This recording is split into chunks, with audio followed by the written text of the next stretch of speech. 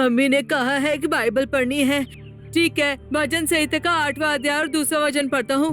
तूने अपने वैरियों के कारण बच्चों और दूध पीओं के द्वारा सामर्थ्य की नींव डाली है, ताकि तू शत्रु और पलटा लेने वालों को रोक सके। हाँ, मम्मी भी तो कहती रहती है ना।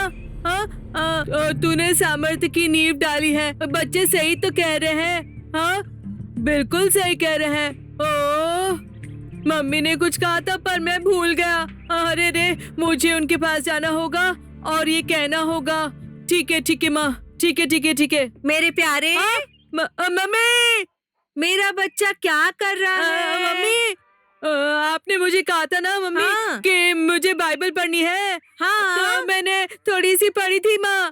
पढ़ी बेटा तुमने? हाँ मम्मी, उसमें ना इतना परेशान क्यों हो? मैंने एक बाइबल में से एक वचन पढ़ा मम्मी। कौन सा वचन पढ़ा तुमने?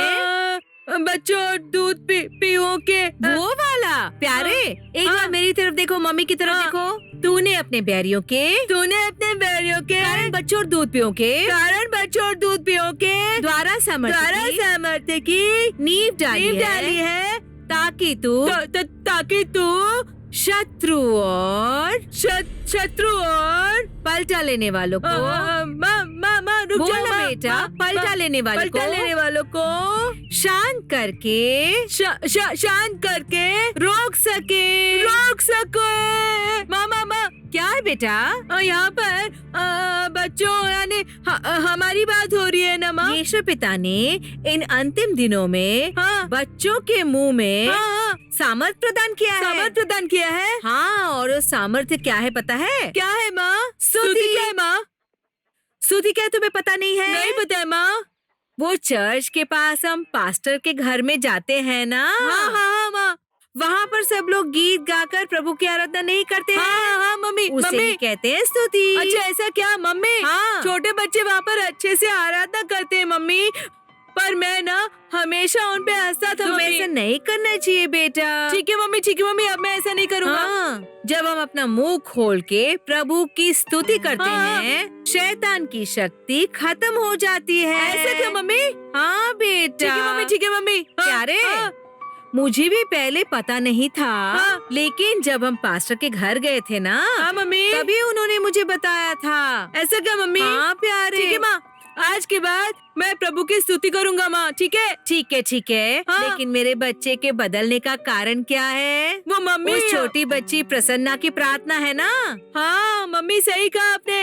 आज के पहले मैं उस लड़की को बहुत ज्यादा चिढ़ाता था मम्मी, पता है आपको, पर अब मैं उसके लिए बहुत शर्मिंदा हूँ मम्मी। हाँ, तुम्हें ऐसे ही होना चाहिए और गलतियाँ नहीं करनी चाहिए। हाँ मम्मी, आज के बाद मैं प्रार्थना करूँगा। अच्छे से स्तुति और गीत गाऊंगा, प्रार्थना करूँगा, बाइबल भी पढ़ूंगा।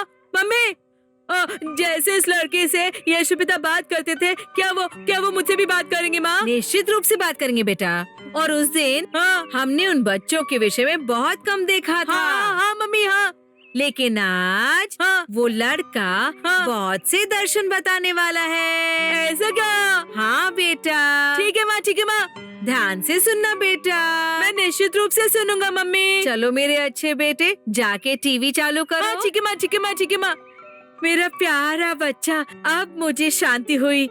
हाँ, जंगल, पहाड़ों और गलियों में घूमने वाला मेरा बच्चा, इन बच्चों के जीवन में जो प्रभु ने चमत्कार किए वो देखकर उसका उद्धार हो गया। कितनी खुशी की बात है ये। यीशु पिता, इसके लिए आपका धन्यवाद करती हूँ। ठीक है। अब वो छोटा लड़का क्या कहने वाला है मैं भी जाके सुनती हूँ।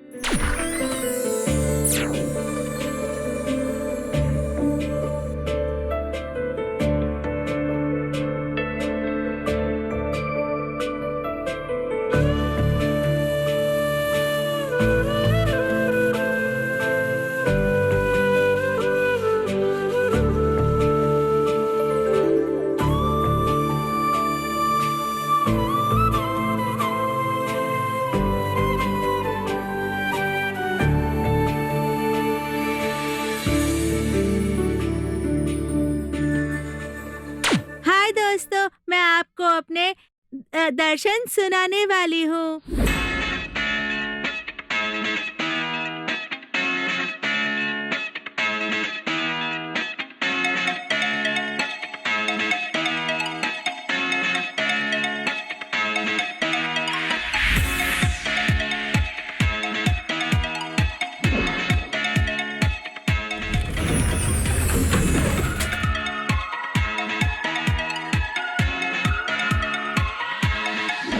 जब मैं शिविर के चौथे दिन में गई तो वहाँ पर तीसरे दिन में आराधना के दौरान यीशु पिता मेरे साथ नाचे थे और सारे स्वर्गदूत में मेरे साथ नाचे थे, मेरा हाथ पकड़कर मेरे साथ नाचे थे। बहुत खुशी हुई थी जब वो नाच रहे थे।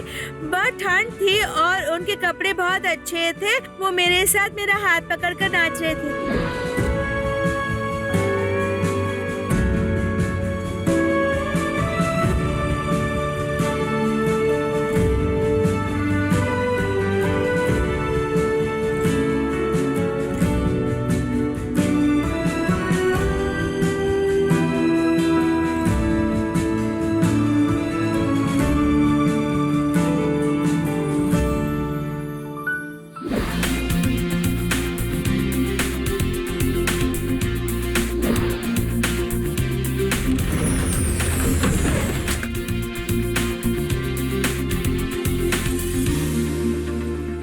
जब मैं सो रहा था मैं नरक में था और नरक में शैतान था और वहाँ पर सब जगह लावा था और बहुत गर्मी थी, बहुत गर्म था वहाँ पर दोस्तों। उसमें से एक पिशाच मेरे पास आया और उसने कहा तुम एक योद्धा नहीं हो और आज के बाद तुम लड़ोगे नहीं और तुम एक कायर हो, ऐसा कहा। मैंने कहा पिशाच मैं तुम्हारा नाश कर दूंगा। और फिर अचानक से मैंने साधु दादा की आवाज सुनी ये पूछते हुए कि मैं कौन हूँ। मैंने कहा कि मैं एक योद्धा हूँ और जबकि मैंने ये दर्शन में कहा मैं नींद में जोर से बोल रहा था। और अगले दिन जब संडे सर्विस थी मम्मी ने मुझसे कहा कि मैं एक योद्धा हूँ, ऐसा क्यों चिल्लाया पिछली रात। मैंने उनसे कहा मुझे पिशाच कह रहा था कि मैं एक योद्धा नहीं हूँ, ऐसा मैंने उनसे कहा। और मैंने साधु दादा को सुना मुझसे पूछते हुए कि मैं कौन हूँ। मैंने उनसे कहा कि मैं एक योद्धा हूँ।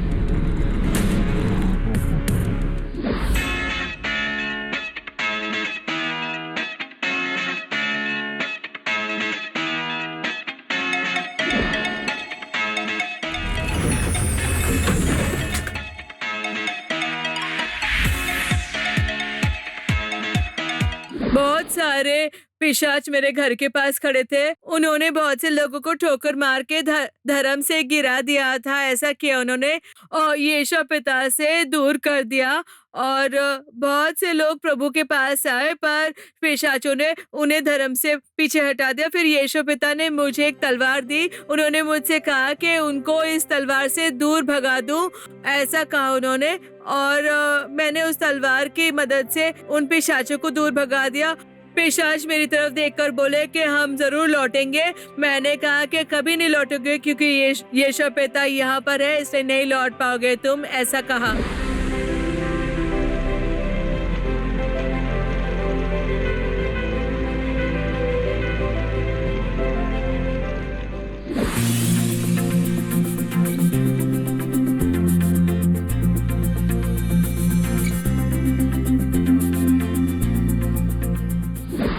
दोस्तों, अंतिम दिनों में आपको प्रभु के वचन नहीं मिलेंगे तो आपको याद करके अपने दिल में रखना पड़ेगा। दोस्तों, याद करना पड़ेगा, वही अच्छी बात है। यीशु पिता, मैं आपको भजन संहिता 91 सुनाऊं। जो परम प्रधान के छाए हुए स्थान में बैठा रहे वो सर्वशक्तिमान की छाया में ठिकाना पाएगा। मैं यहोवा के विषय कहूंगा कि वो मेरा शरण स्थान और गढ़ है, वो मेरा परमेश्वर है, मैं उस पर भरोसा रखूंगा। वो तो तुझे बहेली के जाल से और महामारी से बचाएगा। वो तुझे अपने पंखों की आड़ में ले लेगा और तू उसके पैरों के नीचे शरण पाएगा। उसकी सच्चाई तेरे लिए ढाल और झिलम ठहरेगी। तू न रात के भय से डरेगा और न उस तीर से जो दिन को उड़ता है, न उस मरी से जो अंधेरे में फैलती है और न उस महारोग से जो दिन दोपहरी में उजाड़ता है। तेरे निकट 1000 और तेरी दाहिनी ओर 10,000 गिरेंगे परंतु वो तेरे पास न आएगा। परंतु तू अपनी आंखों की दृष्टि करेगा और दुष्टों के अंत को देखेगा। हे यहोवा, तू मेरा शरण स्थान ठहरा है। तूने जो परम प्रधान को अपना धाम मान लिया है, इसलिए कोई विपत्ति तुझ पर न पड़ेगी, न कोई दुख तेरे डेरे के निकट आएगा। वो अपने दूतों को तेरे निमित्त आज्ञा देगा कि जहाँ कहीं भी तू जाए तेरी रक्षा करे। वे तुझको हाथों हाथ उठा लेंगे ऐसा न हो कि तेरे पाँव में पत्थर से ठेस लगे, तू सिंह और नाग को कुचलेगा, तू जवान सिंह और अजगर को लताड़ेगा और उसने जो मुझसे स्नेह किया है, इसलिए मैं उसको छुड़ाऊंगा, मैं उसको ऊंचे स्थान पर रखूंगा क्योंकि उसने मेरे नाम को जान लिया है। जब वो मुझको पुकारे तब मैं उसकी सुनूंगा, संकट में मैं उसके संग रहूंगा, मैं उसको बचाकर उसकी महिमा बढ़ाऊंगा, मैं उसको दीर्घायु से तृप्त करूंगा और अपने किए हुए उद्धार का दर्शन दिखाऊंगा। आमीन।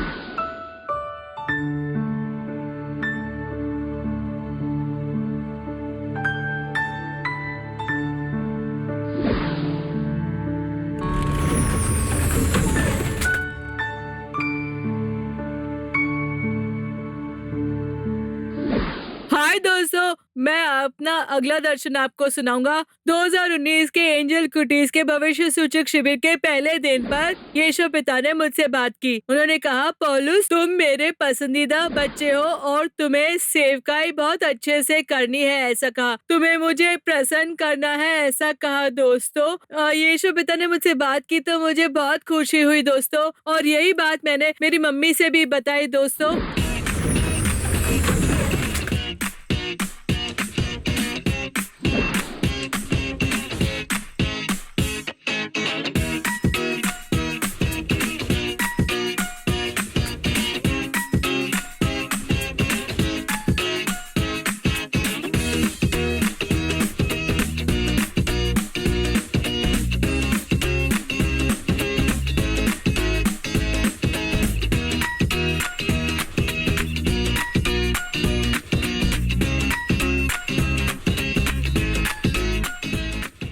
हाय बच्चों, मैं पौलुस का पिता हूँ और मैं पौलुस के आत्मिक अनुभव के बारे में बताना चाहता हूँ। पौलुस जब गर्भ में था तभी हमने उसे प्रभु के कार्य के लिए समर्पित कर दिया। जब पौलुस 2-3 साल का था तभी से वो प्रभु की आराधना करने लगा और वो वाद्य यंत्र बजाने लगा और प्रभु की आराधना में वो लीन हो गया। और फिर उसके बाद उसने प्रभु के वचनों को भी सुनाना शुरू कर दिया और प्रभु की आराधना करनी शुरू कर दी उसने। और हमने उसे यही सब चीज़ें सिखाते हुए पाला पोसा है और उसे बड़ा किया है, और वो जैसे जैसे बड़ा है वैसे वैसे उसने प्रभु की सेवा करनी शुरू कर दी। बस इतना ही नहीं, जब वो दूसरी कक्षा में पढ़ता था वो अपने क्लास के दोस्तों से प्रभु की बातें करता था और सुसमाचार सुनाता था। उसे लोगों को सुसमाचार सुनाना है, इसका भार था उसके अंदर। सिर्फ इतना ही नहीं, उसके अंदर सेवकाई की प्यास भी थी, क्योंकि हम लोग एक परिवार के रूप में सेवकाई का कार्य करते थे। प्रभु ने उसे अनुग्रह प्रदान किया और उसके अंदर इच्छा उत्पन्न की कि वो सेवकाई करे, और वो भी बड़े बड़े सेवकों के द्वारा, जिसने उन्हें सीडीज और बुक में देखा था। बस इतना ही नहीं, क्योंकि हम एक परिवार के रूप में सेवकाई का कार्य करते हैं तो हम अपने बच्चों को गाँव से ले जाते हैं सुसमाचार के लिए। मेरी पत्नी वहाँ गीत गाती हैं और मेरे बच्चे वहाँ डांस करते हैं। जब ये लोग वहाँ गीत गाते हैं और डांस करते हैं तो वहाँ के लोग इकट्ठे हो जाते हैं देखने के लिए क्या हो रहा है, और हम उन्हें सुसमाचार सुनाते हैं। एक बार मैं अपने बच्चे को अपने साथ ले जाऊंगा और उसे दिखाऊंगा कि कैसे सेवकाई होती है, ताकि वो सीख सके कि कैसे सेवकाई करते हैं और सुसमाचार सुनाते हैं। जब वो छोटा था, यानी कि वो 2-3 साल का था, तो उस समय वो एक छोटे बच्चे को साथ लाया जिसे बुखार था। बहुत से हॉस्पिटल्स में दिखाने के बाद भी उसका बुखार नहीं उतरा। तो फिर वो लोग उस बच्चे को पौलुस के पास लेकर आए, और जब पौलुस ने अपना हाथ उस बच्चे के ऊपर रखा तो उस बच्चे का बुखार उतर गया और पूरी तरह चंगा हो गया। सभी लोग आश्चर्यचकित हो गए कि जिस बच्चे का शरीर आग की तरह जल रहा था वो तुरंत ही ठंडा हो गया और उसका बुखार उतर गया। तो प्रभु ने इस हद तक पौलुस का उपयोग किया है लोगों को चंगा करने के लिए और ये चमत्कार करने के लिए। सिर्फ इतना ही नहीं, 2017 में पौलुस ने एंजल कुटीज के भविष्यवक्ता शिविर में हिस्सा लिया था। उस दिन प्रभु ने कुछ ऐसे कार्य किए जिससे पौलुस के जीवन में आशीर्वाद आया और उसके जीवन में पूरी तरह परिवर्तन भी आया। बचपन में पौलुस बहुत ही ज्यादा डरा करता था। उसका स्वभाव था हर चीजों से डरने का स्वभाव, और वो अधिकतर किसी न किसी बीमारी से ग्रस्त रहता था। फिर उस शिविर में भाग लेने के बाद प्रभु ने उसके ऊपर अनुग्रह किया और उसका जीवन पूरी तरह परिवर्तित हो गया। उस दिन प्रभु ने उसे सहायता की ताकि वो और अधिक प्रार्थना कर सके और लोगों से सुसमाचार बता सके। सिर्फ इतना ही नहीं, प्रभु ने उसका मार्गदर्शन किया और वो हमारे पारिवारिक प्रार्थना में और हमारे पारिवारिक आराधना में सहायता किया करता था। और उसके आत्मिक जीवन में सबसे बड़ा सहायक रहा है एंजल टीवी। एंजल टीवी के द्वारा वो अपने आत्मिक जीवन में आगे बढ़ा। उस दिन से वो दर्शन देखने लगा और उसके सामने रहस्य उजागर होने लगे। प्रभु ने बिल्कुल उसे परिवर्तित कर दिया और एक साहसी बच्चे के रूप में बदल दिया। वही बच्चा जो कि पहले डरा करता था। उसे वचन याद हो जाए, इसके लिए मैं उससे हमेशा कहा करता था कि मैं तुम्हें 10 रुपए दूंगा अगर तुम मुझे 10 वचन याद करके सुनाओगे। तो मैं उससे कहता था कि तुम वचन याद करो और उन वचनों को अपने दिल में तुम रखो। इस तरह से वो वचन तुम्हारे मार्ग को हमेशा प्रकाशित करेंगे, ऐसा मैं कहता था उससे।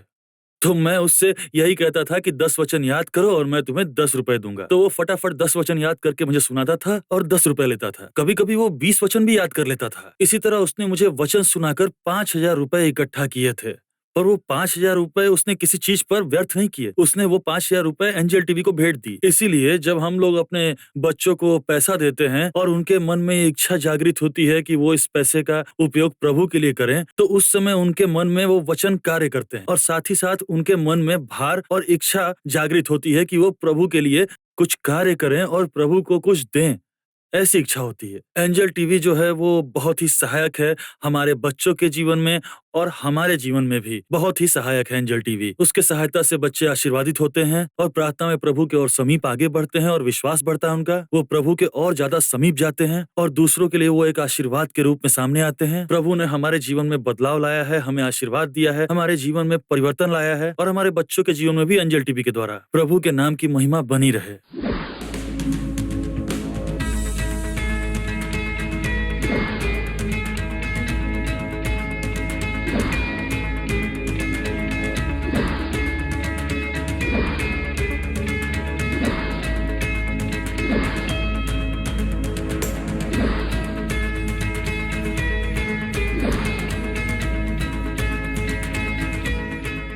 अगर मैं अपनी बेटी के बारे में बात करूँ तो बच्चों, उसका नाम है प्रसन्ना। प्रसन्ना की बात करूँ तो वो मेरे बेटे से बिल्कुल ऑपोजिट है। उसका मतलब ये है कि पौलुस के जन्म के वक्त जितना कष्ट हुआ था प्रसन्ना में उतना नहीं हुआ। मैं हमेशा एंजल टीवी देखा करती थी और पेट पर हाथ रखकर प्रार्थना करती रहती थी। और मैं बताना चाहती हूँ, उसके पैदा होने से पहले प्रभु ने मुझे दिखा दिया था, एक दर्शन में दिखा दिया था। उस दर्शन के विषय में मैंने अपने हस्बैंड को बताया था। मैंने कहा कि प्रभु मुझे लड़की का दर्शन दिखा रहे हैं। हमने उसे प्रभु को समर्पित करके प्रार्थना की। उसी महीने मैंने कंसीव कर लिया और एक बेबी गर्ल पैदा हुई। उसके पैदा होने से पहले मैं प्रार्थना करती थी कि बच्चे अपनी माँ को परेशान मत करना, पैदा होते वक्त जल्दी से पैदा हो जाना, ये कहकर मैं प्रार्थना करती थी। उसके बाद पता है क्या हुआ? 2 ही घंटे तक मुझे डिलीवरी के वक्त दर्द हुआ। प्रभु के अनुग्रह से बच्ची बहुत ही सामान्य तरीके से पैदा हुई।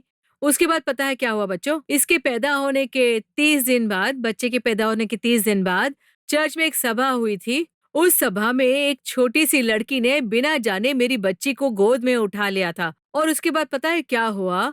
छोटी सी बच्ची 2 में फोल्ड हो चुकी थी इस तरह से और मुझे पता नहीं चला। कुछ समय बाद मैंने देखा कि बच्ची बेड में नहीं थी। बेबी को ढूंढते समय मैंने देखा वो छोटी लड़की बेबी को पकड़े हुए खड़ी थी। मैं अपनी बच्ची को उसके पास से वापस नहीं ले पाई। बच्ची 2 में फोल्ड हुई थी। मैं बहुत भयभीत हो गई थी कि कहीं बच्ची को कोई समस्या ना हो जाए, हड्डी में कोई समस्या ना हो। ये सब बात सोचते हुए प्रार्थना की और प्रभु ने उसकी सुरक्षा की और किसी भी समस्या के बिना प्रभु ने उसे हमेशा अच्छे ही स्वास्थ्य में रखा, समस्या के बगैर। मेरी बेटी कई बार गिर जाती थी, उसका हाथ टूट जाता था, हड्डी टूट जाती और वो बीमार पड़ जाती। तो जब भी हम उसके लिए प्रार्थना करते, यीशु पिता को समर्पित करके प्रार्थना करते। और एक और बात मुझे कहनी थी कि एंजल कुटीज के शिविर में भाग लेने के बाद उसमें बहुत सारे बदलाव आए। उसके बाद मैंने देखा कि बच्ची बहुत ज्यादा एक्टिव हो गई थी, अच्छी हो गई थी और कुछ विषयों के बारे में बहुत साहसी होकर बात करती थी। ये कार्य एंजल कुटीज भविष्य सूचक शिविर के द्वारा प्रभु उसको प्रदान करते थे। अगर उसके आत्मिक जीवन के बारे में बात करें तो यदि प्रसन्ना के आत्मिक जीवन को देखेंगे तो 2 साल पहले की बात है। 2016 में एंजल कुटीज के शिविर में गई थी और उसी समय की बात है, मैं अपने घर में थी, दोपहर का समय था तो मैं सो रही थी। एक अशुद्ध आत्मा जो बहुत ही खतरनाक थी देखने में, वो मेरे पास आई। बहुत ही खतरनाक थी वो अशुद्ध आत्मा मेरे पास आ रही थी। मैंने उस आत्मा से कहा कि तुम मेरे नजदीक कैसे आ सकती हो, जो प्रभु की आत्मा मेरे साथ है। ऐसा कहकर जब मैंने लड़ाई की तो वो भाग गई वहां से और आपको पता है क्या हुआ? उसी रात को वही अशुद्ध आत्मा को प्रसन्ना ने देखा। अगली सुबह उसने मुझे आके कहा, मम्मी मैंने एक अशुद्ध आत्मा को देखा, मैं बहुत भयभीत हो गई और बहुत ही डरावनी थी देखने में, ऐसा उसने मुझसे कहा। ऐसा जब कहा तो मैं बहुत चकित हो गई थी कि मैंने तो उसे बताया भी नहीं था कि मैंने क्या देखा। लेकिन जब बच्ची ने मुझसे कहा तो मैं बहुत चकित हो गई। उसने कहा कि उसने भी वही अपवित्र आत्मा को देखा, ऐसा उसने मुझसे कहा। एक और बात मैं आपको बताना चाहूंगी, वो अपनी फ्रेंड के घर में खेल रही थी। वहाँ प्रभु के एक स्वर्गदूत ने आकर उससे कहा कि तुम घर पे जाओ, ऐसा कहा। जैसे ही उसने उन्हें देखा, वो दौड़ते हुए मुझे ये बताने के लिए घर पर आई। घर के दरवाजे पर आते ही उसी स्वर्गदूत ने उससे कहा कि वो अंतिम दिनों की भविष्यवक्ता है और उसे अच्छे से तैयारी करनी है, अच्छे से प्रार्थना करनी है। ये कह के वो गायब हो गए। इस दर्शन के विषय में उसने मुझे बताया। इसी तरह के दर्शन प्रभु उसे प्रदान करते थे मेरी बेटी को। पिछले साल का 4 दिन का जो शिविर था ना, उसके साथ वहाँ 2 स्वर्गदूत थे जो उसके दोनों साइड पे खड़े थे और उसके हाथ पकड़कर नाच रहे थे। उसका देखा हुआ ये दर्शन उसने मुझे बताया था, ये कहते हुए मैंने स्वर्गदूतों को देखा मम्मी, उन्होंने मेरा हाथ पकड़ा हुआ था, मेरे साथ नाच रहे थे और आंटी ने कहा था कि आराधना के वक्त वो हमारे साथ नाचेंगे, ऐसा कहा था उन्होंने। इसी तरह से वो नाच रहे थे, ये बात उसने मुझे बताई थी। इस तरह का अनुग्रह और दर्शन के लिए मैं प्रभु का धन्यवाद करती हूँ।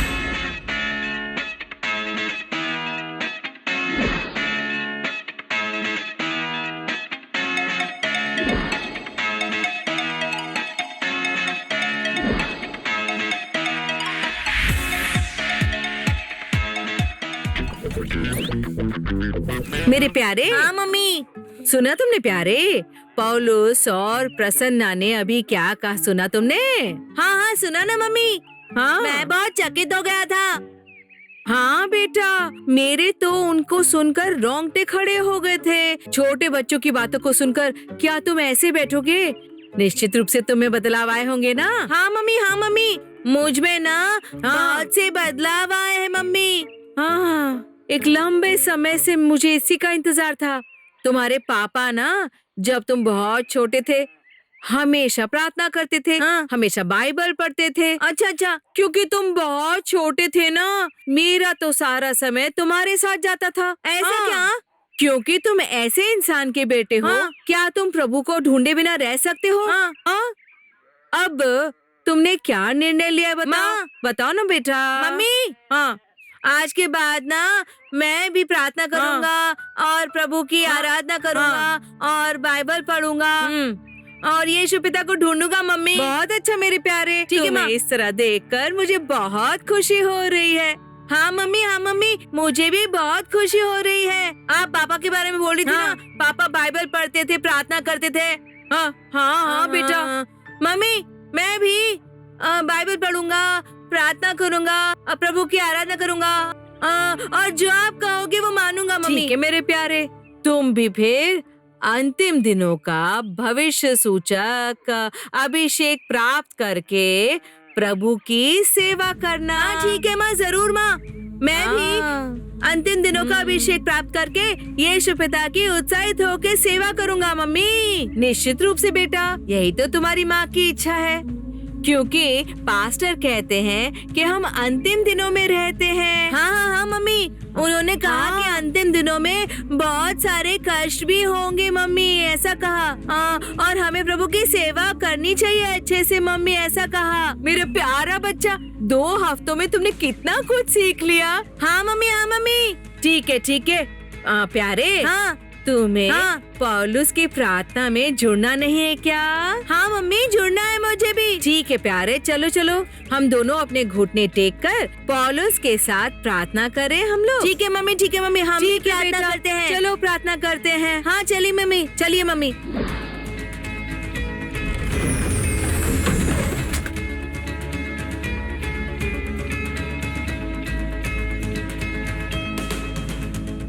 दोस्तों, मैंने जो कहा वो आपने सुना। यीशु पिता ने जो मेरे जीवन में अच्छा किया उसके बारे में सुना ना। यीशु पिता ने मुझे चंगा किया जब मैं बीमार था और उन्होंने मुझे अभिषेक प्रदान किया जब मैं इंजिल कुटीर शिविर में गया।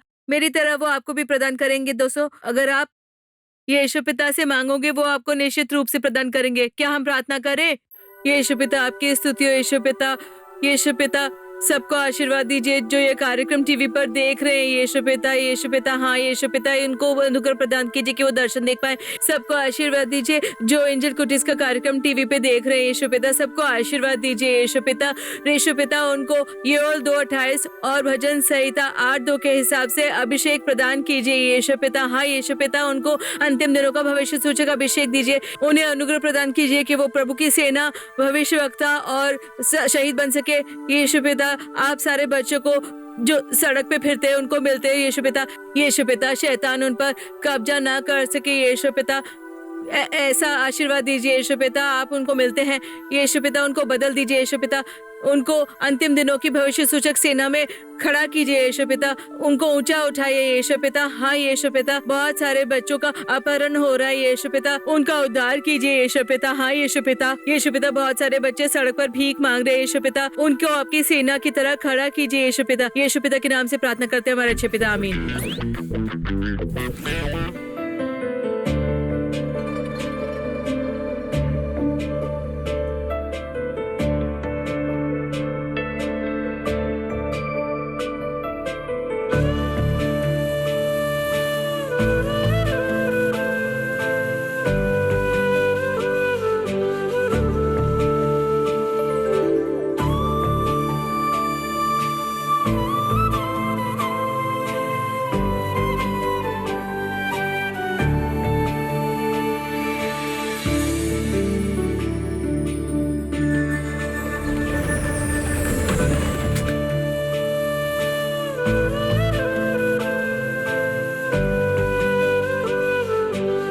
इसी प्रकार अगर आपके बच्चों को भी कोई आत्मिक अनुभव हुआ है तो उनके बारे में और उन्हें हुए दर्शन के बारे में हमें आप लोग जल्द से जल्द लिखकर भेजिए। हमारा पता है Angel Kutties, Angel TV, Villivakkam, Chennai 49, Tamil Nadu, India. हमारी ईमेल आईडी है angel.kutties@angeltv.org।